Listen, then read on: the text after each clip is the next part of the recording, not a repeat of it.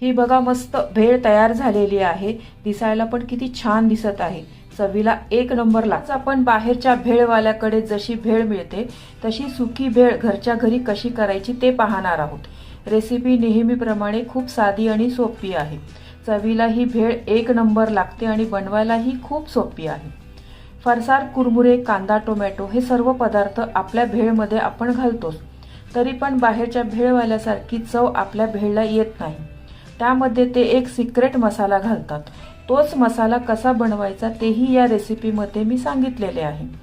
त्याच मसाल्यापासून ही भेळ आपण 5 मिनिटात बनवू शकतो।